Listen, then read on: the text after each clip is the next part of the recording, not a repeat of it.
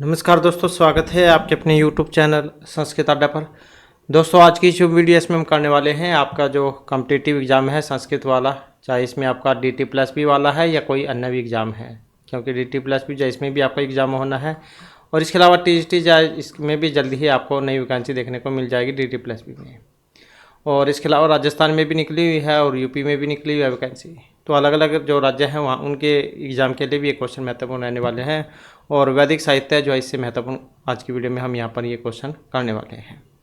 इनसे पहले वाली जो वीडियो थी उसमें भी हमने सभी आपके एग्ज़ाम से संबंधित महत्वपूर्ण क्वेश्चन किए थे। तो अगर आपने नहीं देखे हैं तो वो वाली वीडियो आपको इस वीडियो के अंत में मिल जाएगी।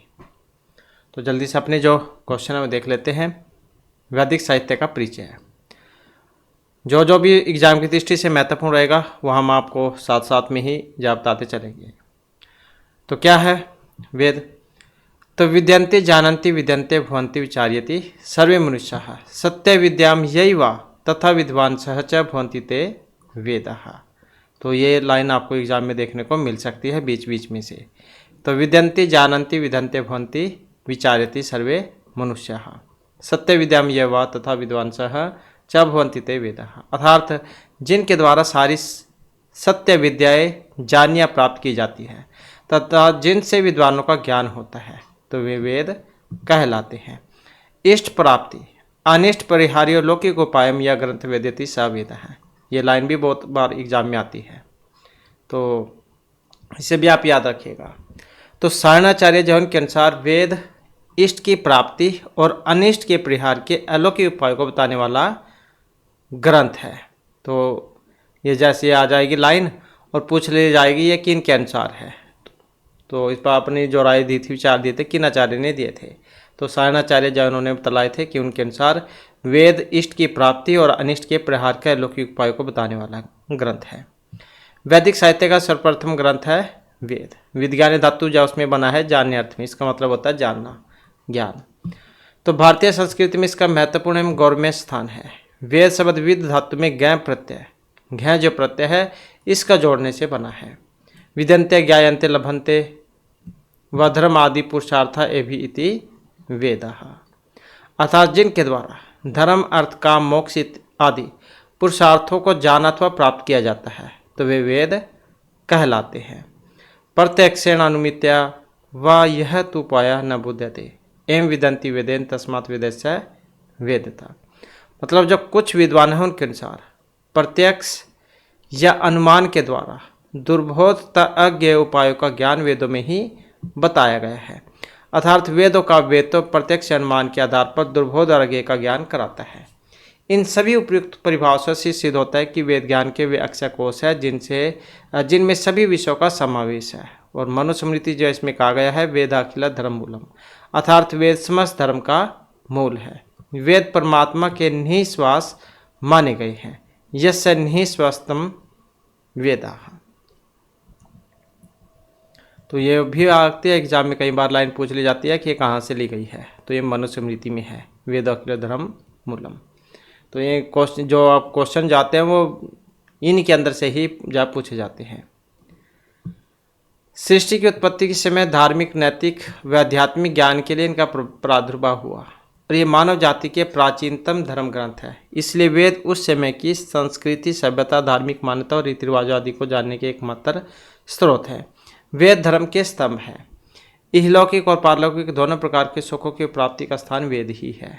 यही उचित और अनुचित के निर्देशक है। कर्तव्य के उद्बोधक, सुख शांति के साधक, साधन, ज्ञानालोक के प्रसारक तथा निराशा के विनाशक भी वेद ही है। भारतीय संस्कृति के अनुसार वेद निंदक को नास्तिक कहा गया था। नास्तिक का है वेद निंदी का है। वेद साहित्य रूप से भी अधिक महत्वपूर्ण माना गया है। महाकाव्य, गीति काव्य, गद्य काव्य, नाटक, आख्यान, साहित्य आदि काव्य की सभी विधाओं की उत्पत्ति में वेदों का सक्रिय योगदान रहा है। तो वनस्पति विज्ञान हो या सृष्टि विषयक वार्ता हो या नौका निर्माण संबंधी कथा हो, सभी के अंकुर वेद में ही विद्यमान है। भाषा विज्ञान की दृष्टि से भी वेद अत्यधिक महत्वपूर्ण है। तो वैदिक भाषा के बिना भारोपीय भाषाओं का अध्ययन संभव नहीं। तो वेदों के उपदेश सर्वकालिक और सार्वभौमिक है। वेद ही सभी भारतीयों को एक सूत्र में बांधते हैं और वे भारतीयों के प्रकाश स्तंभ हैं तथा भारतीय परंपरा में उन्हें शब्द प्रमाण के रूप में स्वीकार किया गया है। वेदों की संख्या 4 है, ऋग, यजुर, साम और अथर्ववेद।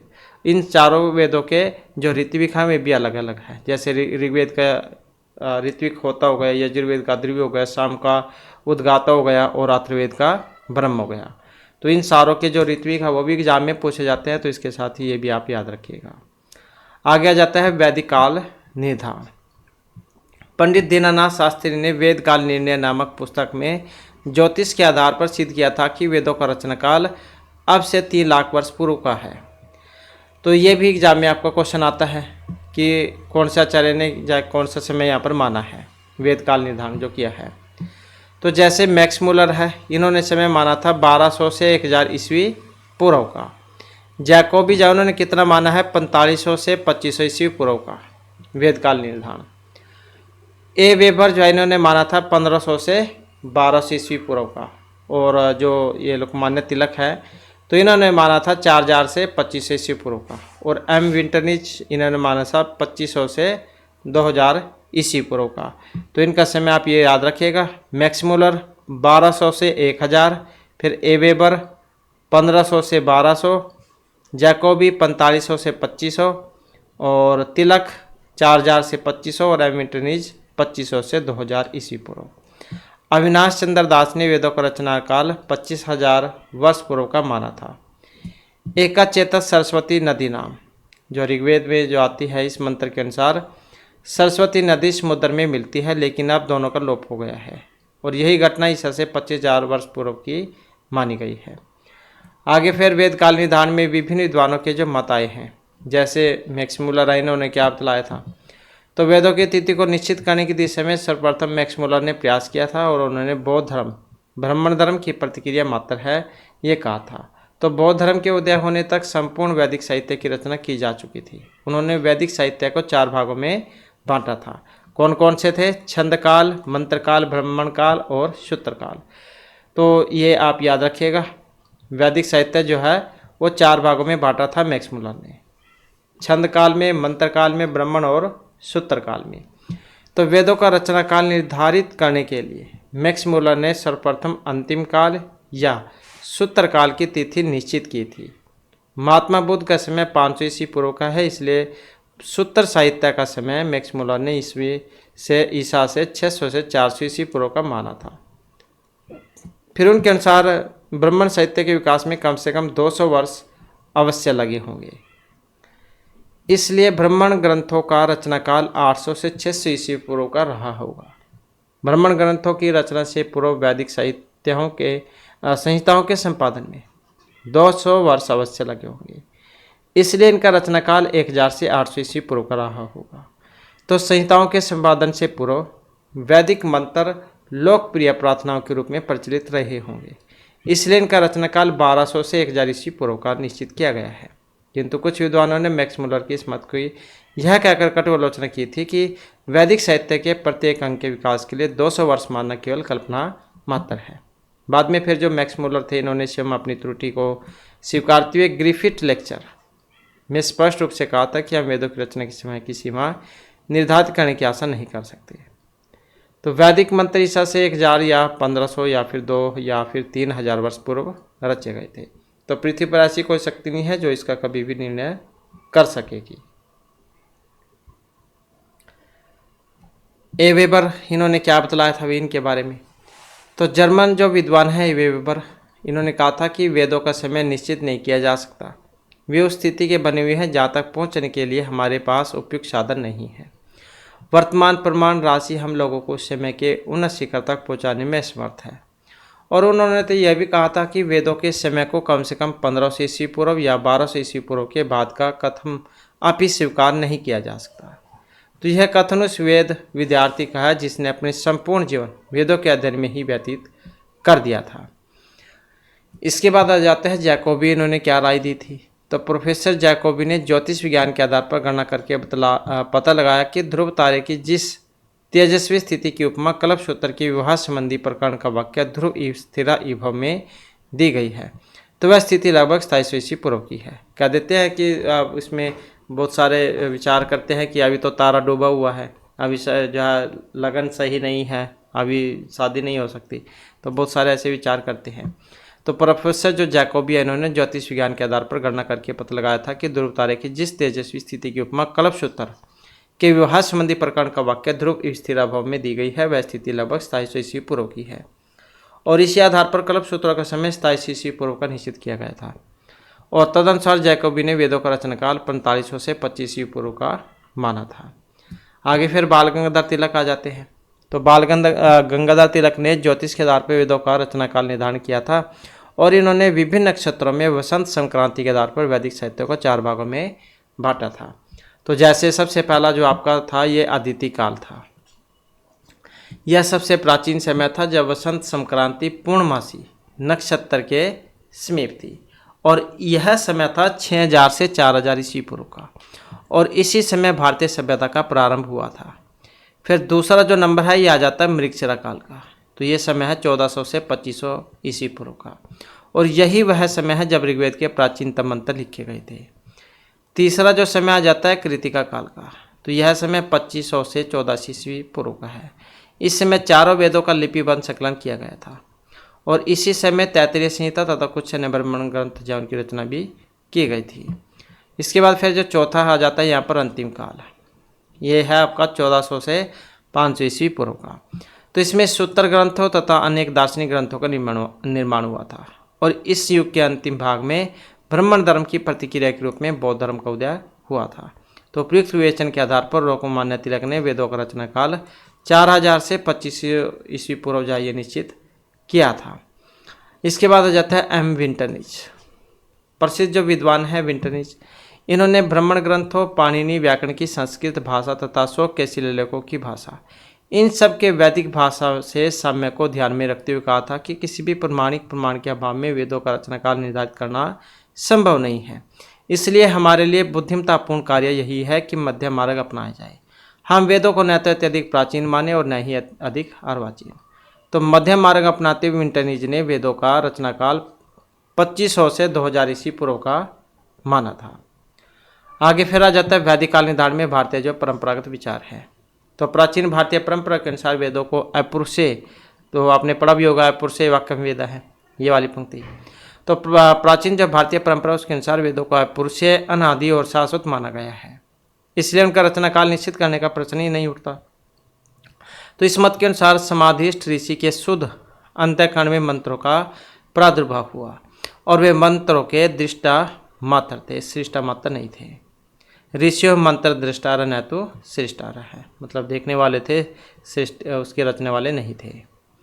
तो वेदों की रचना का अर्थ है ब्रह्मा के निःश्वास भूत मंत्रों का ध्यान रूपी नेत्रों से साक्षात्कार करना। चिरकाल तक गुरु शिष्य परंपरा से इन मंत्रों का मौखिक रूप से आदान प्रदान होता रहा। तो जैसे आप सभी को पता है जब शुरुआत जो थी तो उसमें तो लिखाई नहीं थी, सिर्फ जो भी अपने विचार थे ऐसे याद रखते थे। फिर धीरे धीरे जब पता लगा कि हमारे जो परंपरा है वो नष्ट होते जा रही है, धीरे धीरे फिर उसका लिखने का काम शुरू हुआ। ताड़पत्र उन पर लिखते थे या जो गुफाएं हैं उन पर चित्र छापते थे ताकि इनके बारे में पता लग सके। जैसे अब तो कॉपी पेन चल गया है। तो वेदों की रचना का अर्थ है ब्रह्म के निश्वास भूत मंत्रों का ध्यान रूपी नेत्रों से साक्षात करना। चिरकाल तक गुरु शिष्य परंपरा से इन मंत्रों का मौखिक रूप से आदान प्रदान होता था। इसी कारण उन्हें श्रुति कहा गया है। तत्पश्चात अपवर्ण्य विषम पुरोहित, मतलब होता जैसे ऋग्वेद में हो गया, आदिर्वेद सामवेद का है और उद्गाता यजुर्वेद का है और ब्राह्मण ये आपका जो है वो उसका है अथर्ववेद का, ये अथर्ववेद का है। इनकी आवश्यकता अनुसार इन मंत्रों को ऋग, यजु, साम और अथर्ववेद नामक चार जो संहिताएं हैं इनमें संकलित कर दिया गया था। किंतु यह मत वैज्ञानिक न होने के कारण न तो आधुनिक भारतीय विद्वानों को और न ही पाश्चात्य विद्वानों को मान्य था। कुछ भारतीय विद्वानों ने ऋग्वैदिक मंत्रों के आधार पर वेदों का रचनाकाल निर्धारित किया था। स्वामी दयानंद सरस्वती ने मंत्रों के आधार पर वेदों के रचनाकाल सृष्टि का प्रारंभिक युग माना था, क्योंकि पुरुष सूक्त में स्पष्ट उल्लेख मिलता है कि यज रूपी पुरुष ने ही वेदों की रचना की है। तो ये भी आपको उसमें भी आता है देवता वाले, उसमें ऋग्वेद के 10वें मंडल का 90वां सूक्त है पुरुष सूक्त। इसी प्रकार से फिर आगे जो है संहिता साहित्य जो है आ जाता है। संहिता अर्थात सम्यक अथवा पूर्व पर रूप में संग्रहित साहित्यिक अथवा आचार नियम संबंधी सामग्री है, इसलिए संग्रहित और सुसंपादित वैदिक साहित्य को संहिता कहा गया है। संहिता साहित्य के अनुसार वैदिक युग का विभाजन है। संहिता साहित्य के अनुसार वैदिक युग को दो भागों में बांटा गया था, तो पूर्व वैदिक युग में और उत्तर वैदिक युग में। अब पूर्व वैदिक युग क्या है? सामान्यतः ऋग संहिता के रचना काल को पूर्व वैदिक काल कहा और उसमें वेद की केवल 4 संहिताएं थी। उत्तर वैदिक काल की बात करें तो यह अन्य संहिताओं एवं ब्राह्मण आरण्यक उपनिषद के रचना काल को उत्तर वैदिक काल माना गया। इसमें ब्राह्मण ग्रंथों से लेकर 6 वेद के अंगों का समावेश है। तो वेद के 6 अंग कौन कौन से होते हैं? शिक्षा, कल्प, व्याकरण, ज्योतिष, छंद, यही होते हैं। तो वेद शब्द का मतलब है ज्ञान से, और यह ज्ञान मंत्रों में समाविष्ट है और इन्हीं मंत्रों के संकलन को संहिता कहा गया। वेद 4 हैं, इसलिए इनकी संहिताएं भी 4 हैं। तो प्रत्येक वेद के 4 भाग हैं, तो प्रत्येक के क्या हो गए? 4 भाग हो गए।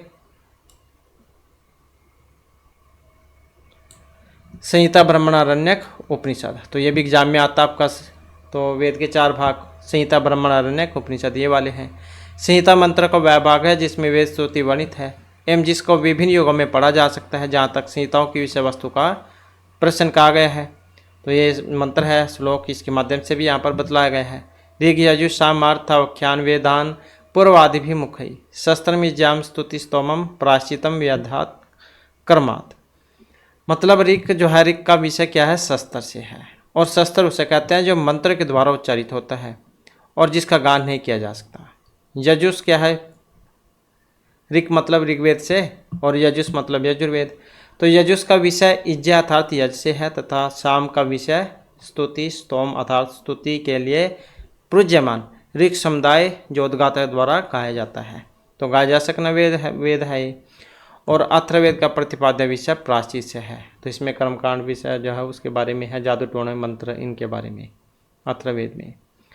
तो वैदिक साहित्य में संहिता साहित्य का विभाजन आगे, फिर वैदिक साहित्य में संहिताओं की संख्या 4 बतलाई गई थी। अब जैसे ऋग्वेद संहिता है, तो ऋग्वेद विश्व साहित्य का प्राचीनतम ग्रंथ है और यह विभिन्न देवताओं के स्तुतिपरक मंत्रों का संकलन है और इसकी उत्पत्ति विराट पुरुष के मुख से मानी गई है, जैसे कि ऊपर आपने पढ़ा था। जिसके द्वारा देवताओं की स्तुति अथवा अर्चना की जाए उसे ऋग कहते हैं। ऋच्यते स्तुयते इति ऋग, तो ये लाइन भी आती है एग्जाम में। और ऐसी ऋचाओं के संग्रह का नाम ही ऋग्वेद है। इसका पुरोहित कौन है? ये वाला है होता, जो कि देवताओं का आह्वान करता था। ऋग्वेद में ज्ञान की महत्ता का प्रतिपादन किया गया है और इसे माना जाता है कि सृष्टि के आरंभ में ईश्वर ने वेदों का ज्ञान अग्नि, वायु, आदित्य और अंगिरा नामक 4 ऋषियों को प्रदान किया था। तो सृष्टि के आरंभ में ईश्वर ने वेदों का ज्ञान अग्नि, वायु, आदित्य और अंगिरा इन 4 ऋषियों को दिया था और इसी कारण ऋषियों को मंत्रों का दृष्टा कहा गया है, सृष्टा नहीं। ऋषियों मंत्र दृष्टार न तो सृष्टार है, जैसे कि ऊपर भी हमने पढ़ा था ये।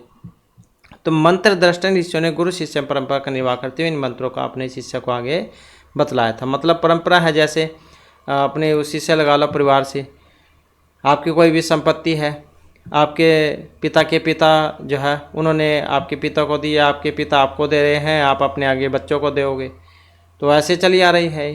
तो ऐसी मंत्र है यहाँ पर ये।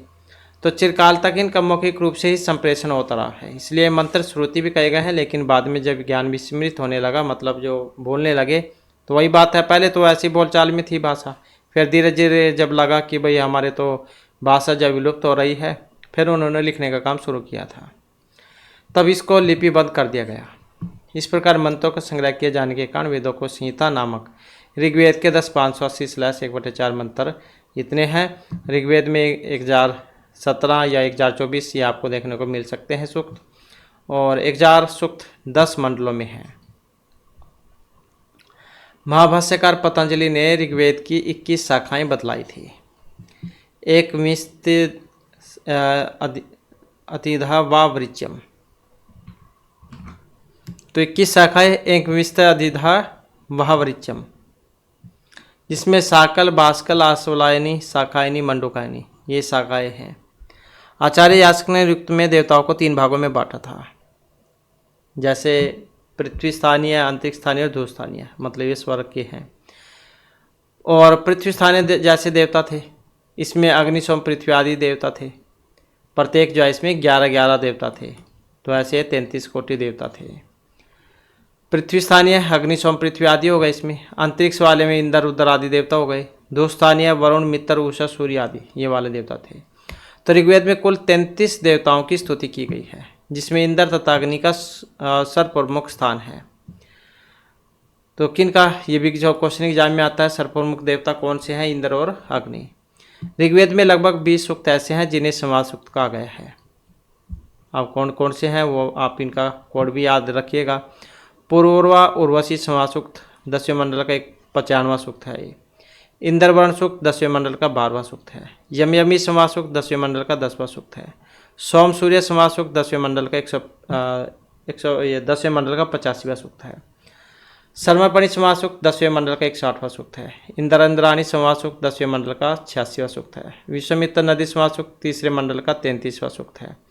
देवगण अग्नि संवाद सूक्त 10वें मंडल का 52वां सूक्त है। ऐसे तो विषय वस्तु की दृष्टि से ऋग्वेद के समस्त सूक्तों को मुख्यतः 10 वर्गों में रखा जा सकता है। देवता, ध्रुपद, कथा, संवाद, दान स्तुति, तत्वज, संस्कार, मांत्रिक, लौकिक तथा आपरी सूक्त। कुछ विद्वानों ने ऋषि सूक्त, देवता सूक्त, आर्थ सूक्त तथा छंद सूक्त इन 4 भागों में भी रखा है। तो इन विविध विषयों को सन्निवेश होने के कारण ऋग्वेद अन्य वेदों की अपेक्षा अधिक गौरव है। यजुः, साम और अथर्व संहिताओं, ब्राह्मण और अरण्यक के अंतर्गत जिन विषयों का विवेचन किया गया है वे सभी मूल रूप से ऋग्वेद में ही निहित है, चाहे वे प्राण विद्या या प्रतीक उपासना या ब्रह्म विद्या हो। इसके अतिरिक्त ऋग्वेद के प्रथम मंडल के 164वें सूक्त में लगभग 52 ऋचाएँ हैं, परहेलिका के रूप में ये दी गई है। इन मंत्रों में पहेलियाँ रहस्यात्मक और प्रतीकात्मक भाषाओं में ये दी गई है। कई स्थानों पर तो संकेत इतने गूढ़ है कि जिनका अर्थ समझना संभव सा लगता है। तो इन परहेलिका ऋचाओं के ऋषि थे दीर्घतमा। ऋग्वेद में 12 दार्शनिक सूक्त हैं, जिनमें मुख्य रूप से पुरुष सूक्त, जो कि आपने ऊपर भी पढ़ा था, 10वें मंडल का 90वां सूक्त है। हिरण्यगर्भ सूक्त 10वें मंडल का 121वां सूक्त है और नासदेय सूक्त 10वें मंडल का 129वां सूक्त है। तो सृष्टि की उत्पत्ति के विषय में विस्तार से विचार करते हैं। इसमें कोई भी विषय ऐसा नहीं है जो कि ऋग्वेद से अछूता रहा हो। तो ऋग्वेद का प्रारंभ जो आपका अग्नि सूक्त है, जो ऋग्वेद के पहले मंडल का पहला ही सूक्त है, अग्नि सूक्त ये, और सबसे लास्ट का जो है ये संज्ञान सूक्त है। तो ये भी क्वेश्चन एग्जाम में आपका पूछा जाता है, तो याद रखिएगा। यजुर्वेद की बात करें तो यजुर्वेद का प्रतिपाद्य विषय याज्ञिक कर्मकांड है तथा इसका ऋत्विक आदर्व्यूह है। और यजुर्वेद संहिता के मुख्य देवता वायु और आचार्य वेदव्यास के शिष्य वैशंपायन हैं। महाभाष्य, चरणव्यूह एवं पुराणों के अनुसार यजुर्वेद की 100, 101, 9 और 86 आदि शाखाओं का पता चलता है। यजुर्वेद संहिता यजुषों का संग्रह है। यजुर्वेद का मतलब है यजुषाम वेद है। यजुष का अर्थ है इज्जत अनेनीति यजुः। तो ये भी लाइन आपके एग्जाम में आती है। यजुष मतलब यजुर्वेद क्या है, इज्जत अनेनीति यजुः, अर्थात जिन मंत्रों से यज आदि किए जाते हैं वही है। अनियत अक्षर अवसान यजुः, ये भी आ सकती है एग्जाम में, अनियत अक्षर अवसान यजुः, अर्थात जिसमें अक्षरों की संख्या नियत ना हो। इसके अतिरिक्त गद्यात्मक यजुः, गद्य वाला भी है यजुर्वेद ये। एम शेष यजुः शब्द है, इसका भी तात्पर्य यही है कि ऋग और साम से भिन्न गद्यात्मक मंत्रों का विधान यजुष है। तो यजुर्वेद संहिता की भी 2 शाखाएं हैं, शुक्ल यजुर्वेद एवं कृष्ण यजुर्वेद, और इनकी भी निम्नलिखित शाखाएं हैं। तो जैसे आगे शुक्ल यजुर्वेद है, 2 भागों में बटा हुआ है यजुर्वेद ये, शुक्ल और कृष्ण में। तो इसमें शुक्ल यजुर्वेद में वाजसनेय या माददीन एवं कर्णव शाखा है, और कृष्ण यजुर्वेद में तैत्तिरीय, मैत्रायणी, कठोर, कविष्ठाल ये वाली शाखाएं हैं। तो यजुर्वेद के वर्ण विषय का ज्ञान मात्र वाजसनेय संहिता के अध्ययन से हो सकता है, क्योंकि यह संहिता यजुर्वेद के प्रतिनिधि है। इसमें मुख्य रूप से वैदिक कर्मकांड का ही प्रतिपादन है और इसमें 40 अध्याय है। ये भी आपका एग्जाम में आता है, यजुर्वेद में अध्यायों की संख्या। तो इसमें 125 अध्याय तक मानवीय जो के वर्णन है, लेकिन 14 अध्याय खिल नाम से प्रसिद्ध होने के कारण अवान्तर युगीन माने गए हैं। इसका 34वां अध्याय शिव संकल्प सूक्त और 40वां अध्याय ईशावास्योपनिषद के नाम से प्रसिद्ध है। यही एकमात्र यह सर्वप्राचीन उपनिषद है जो संहिता का भाग है। इस विवरण से स्पष्ट हो जाता है कि यजुर्वेद का मुख्य प्रतिपाद्य विषय विभिन्न यजों का संपादन ही है।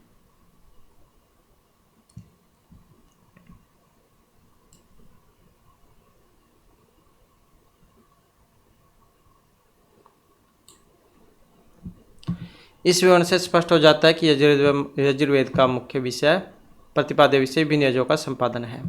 तैत्तिरीय शाखा में 7 कांड और 44 प्रपाठक और 631 अनुवाक हैं। तो ये संख्या आप याद रखिएगा, 7 कांड 44 प्रपाठक और 631 अनुवाक हैं। मैत्रेयणी शाखा में 4 कांड 54 प्रपाठक और 21-14 मंत्र हैं। कट शाखा में 40 स्थानक और 843 अनुवाक हैं। और कपिस्थल शाखा में 8 अष्टक और 48 अध्याय हैं। इसके बाद है सामवेद। साम का मतलब क्या है? गाया जा सकने वाला है। तो ऋग्वेद के मंत्र जब विशिष्ट गान पद्धति से गाए जाते हैं तो उनको साम कहा जाता है। वस्तुतः ऋग्वेद की ऋचाओं का लयबद्ध गान ही साम है। सामवेद का प्रमुख विषय उपासना है। इसमें सोम याग संबंधी मंत्रों का संकलन है। इसका ऋत्विक उद्गात और देवता सूर्य है। वर्तमान में राणारणीय, कौतमीय और जैमिनीय ये तीनों शाखाएं उपलब्ध है। सामवेद को 2 भागों में विभक्त किया गया है, पूर्वार्चिक और उत्तरार्चिक में। तो यहाँ पर अर्चिक से अभिप्राय ऋचाओं के संग्रह से है। पूर्वार्चिक में 6 प्रपाठक हैं और उत्तरार्चिक में है 9। तो ये आप ये संख्या याद रखिएगा। इन प्रपाठकों का विभाजन अध्यायों और खंडों में हुआ है। प्रत्येक खंड में एक देवता और एक छंदपरक ऋचाएँ हैं। पूर्वार्चिक का प्रथम प्रपाठक अग्नि से संबंध होने के कारण अग्नि पर्व या अग्न्य पर्व भी कहा गया है। द्वितीय से चतुर्थ प्रपाठक में इंद्र से संबंधित ऋचाएँ हैं जो इंद्र पर्व कहलाती हैं। तो दूसरे से चतुर्थ। पंचम प्रपाठक का संबंध पवमान मतलब सोम से है, जिसे पवमान पर्व भी कहते हैं। तो षष्ठम प्रपाठक को अरण्य पर्व की संज्ञा दी गई है, क्योंकि इस प्रपाठक की ऋचाएँ अरण्य गान के ही योग्य हैं।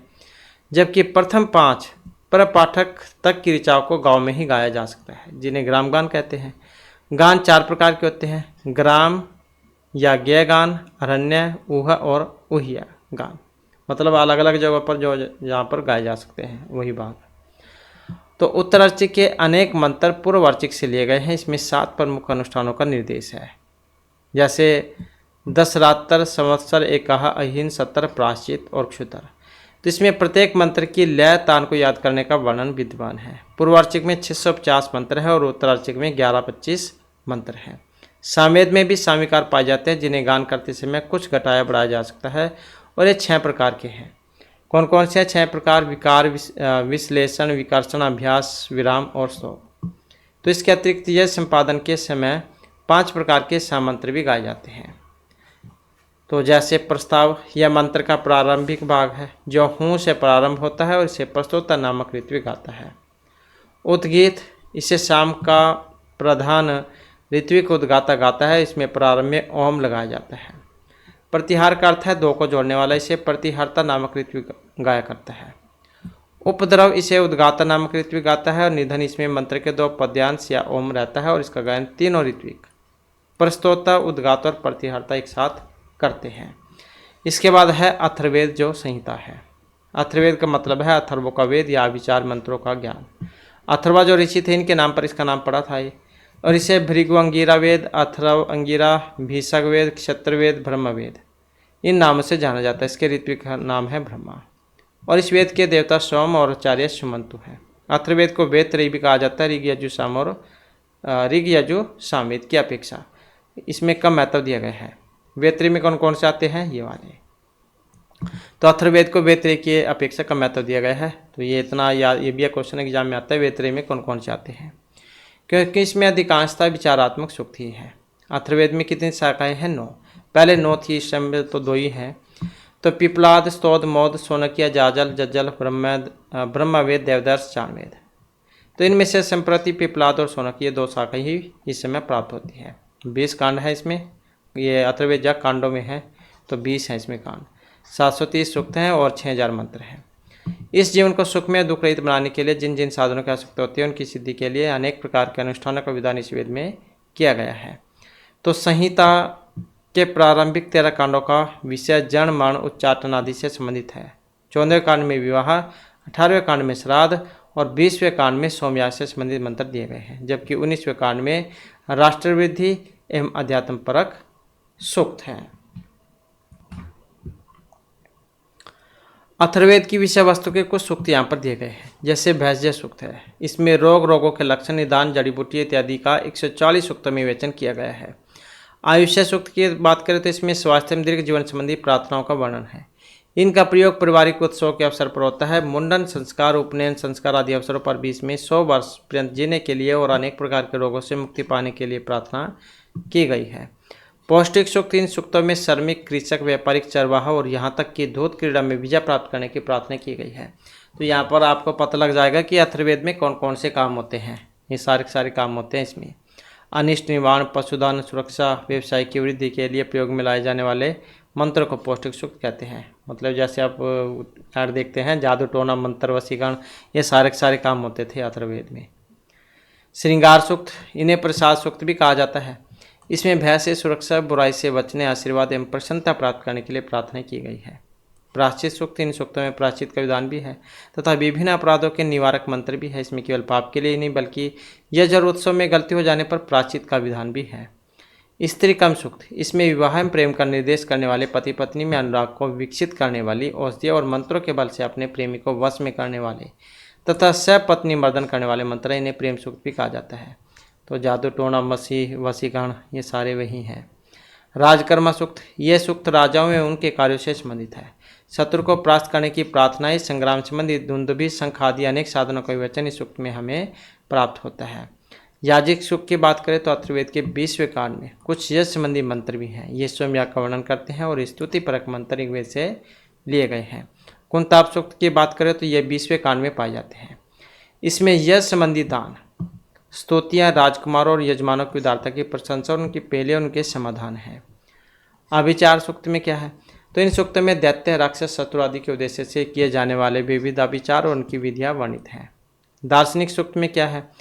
तो दार्शनिक सूक्त जिसमें अथर्ववेद के अनेक सूक्तों में ब्रह्मा, विराट, माया, ईश्वर, सूत्र, आत्मा, एकेश्वरवाद, जीवात्मा, प्रकृति, पुनर्जन्म, स्वर्ग, नरक आदि का वर्णन है। इसके अतिरिक्त इसमें भूमि सूक्त, प्रसाद, सौमन्य सूक्त आदि का वर्णन भी मिलता है। तो ये ऋत्विक है, ये जो कि हमने शुरू में पढ़े। ऋग्वेद का होता, यजुर्वेद का द्रव्य, सामवेद का उद्गात और अथर्ववेद में ब्रह्मा ऋत्विक है। तो इस प्रकार से जो हमारे आज क्लास में महत्वपूर्ण क्वेश्चन थे। नेक्स्ट वीडियो की इसमें आपके लिए नए जो महत्वपूर्ण क्वेश्चन हम लेकर आएंगे। और हमारे साथ अंत बनाने के लिए धन्यवाद।